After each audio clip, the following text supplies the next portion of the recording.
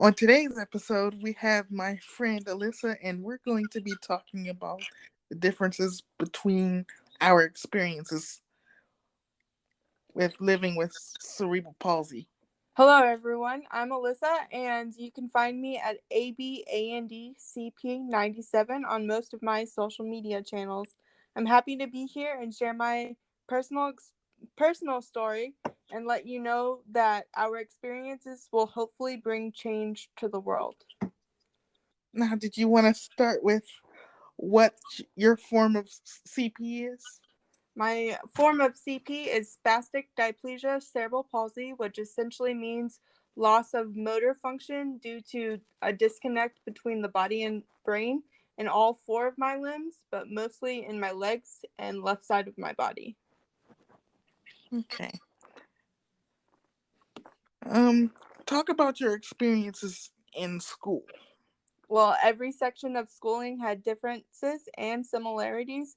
All throughout school, I had to fight for the ways in which I felt like I existed, such as advocating for the services or friendships I needed to be successful. But to get to the differences in elementary school, I was able to be a part of adaptive sports, which shaped my love for sports. That love for sports turned into the start of a degree in adaptive physical education when I went to college, but now my degree is in communication studies. Um, in middle school, I met a mentor of mine who I am lucky enough to still keep in contact 13 years later. This mentor has been through so much with me that it has shown me that the right people will stay no matter what the circumstances. And as a person within minorities that make me different from the world, a having someone who has stayed and will stay for so long is essential to my growth. In high school, I met you, which was refreshing in a way because I remember a time in school where I had a friend with a disability who I felt I could connect with on an equal level.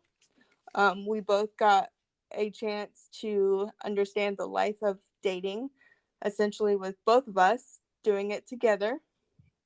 In middle school, though, I did experience bullying where who I thought were my friends were actually wanting to throw me down a flight of stairs because they thought that it was special treatment that I needed to use an elevator when in reality I just elevator because it was an accommodation due to my disabled identity.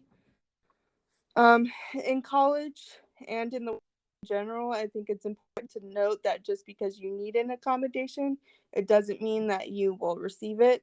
I was supposed to have access to a typing program because I have issues with fine motor skills. So it takes me a lot longer to do assignments, but I was never given the code because admin would not give me in college.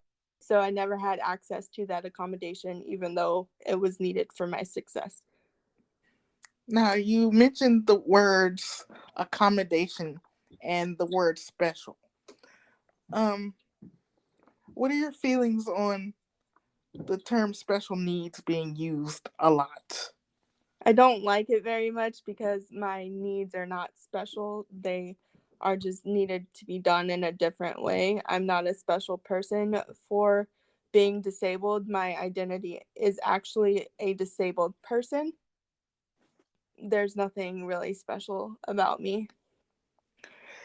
Yes, the term special needs is something that people use to make themselves feel comfortable.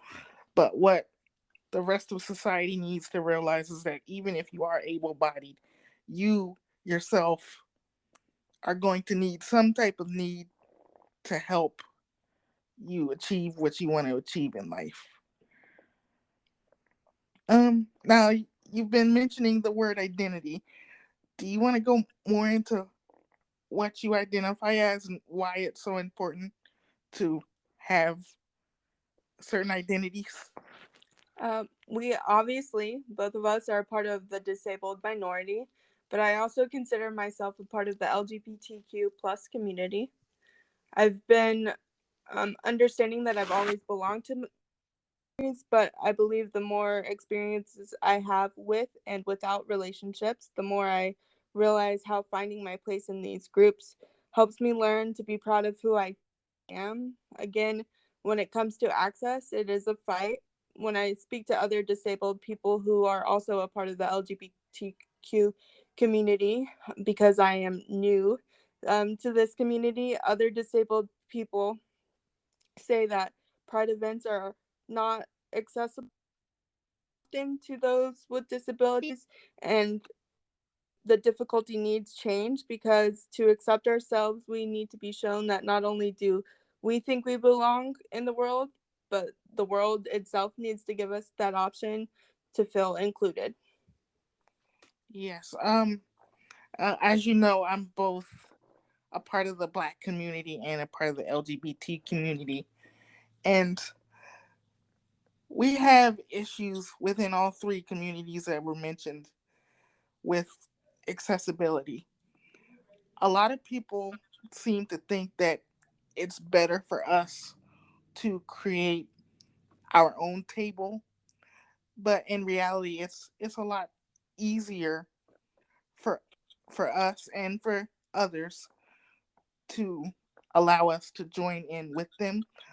But unfortunately, because so many people are uncomfortable with the idea of disability, there is no room for us. And that's where I hope that we can make change. That's the hope. Now, did you want to talk about how living with a disability can oftentimes affect your mental health? My disability greatly affects my mental health. Life with cerebral palsy is a constant reminder of how I have to fight to belong, and sometimes, as hard as I fight, I still don't feel like enough. I struggle with the idea that I wish I didn't. I didn't have a life that involved my disability, so that I can have the same chances as everyone else. But I'm coming to understand that life is has a unique purpose to us all, and going to mental health therapy has been greatly beneficial. That unique purpose will get us all a long way in life. You know, and oftentimes that can, with mental health and disability, it can oftentimes make us feel like a huge burden. But we have to remember that even though we are physically different and need a lot of help to get to where we need to be in life, we are not a burden. That notion only comes from what society tells us about disability.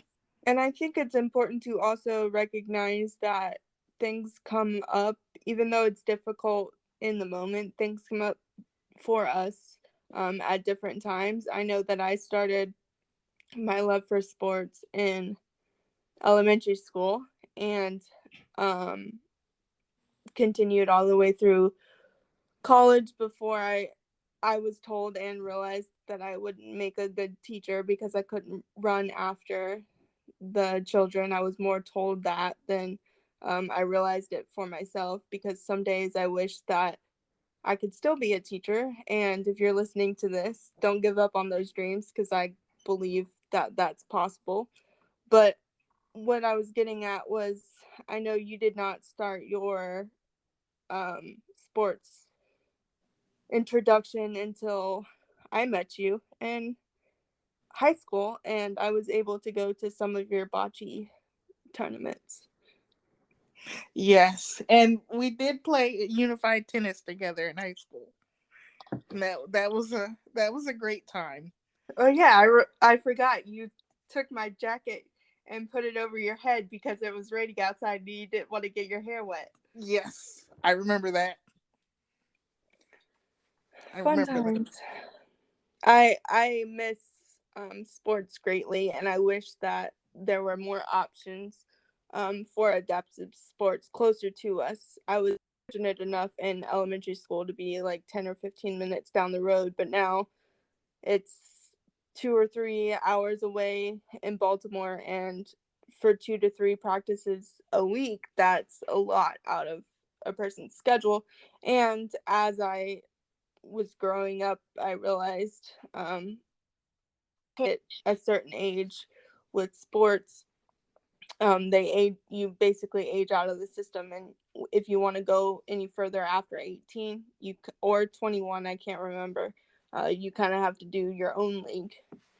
Yeah. So And all of that plays into the inaccessibility of a lot of aspects of our society. yes. Um, how do you separate your disability from the rest of your life? My disability will always be a present part of my life because it is something that cannot be hidden, obviously, because it is physical. And sometimes mental, I do deal with, as I said earlier, mental health disorders that, in order to be understood, I need people to know, but only specific people know. But I do work very hard to make sure that the world knows that it is not the only part of me, or they are not the only part of me. It is okay to require help, to understand how to cope with it, because even though I've had one disability my entire life, one just, or actually multiple mental health disorders came um about a year to 2 years ago. And no matter the time that you have spent on these disabilities or disorders, it's not a bad thing to ask for help. Not at all. I can say that having a good group of friends and family is essential to being able to separate your disability from your life. Yes. Do you want to talk about your future plans? I hope that for my future, I'm able to find the right tools to help me feel comfortable as I am and live the life that I've always wanted, like a job and the possibility of a family on my own, while telling my story to make a difference in the lives of others. But in reality, as a disabled person, and as a person of the LGBTQ plus community, and as a woman, and all of the other things that describe me, it really is, fortunately and unfortunately, one day at a time. We always have to remember that it is really just one day at a time. Yes.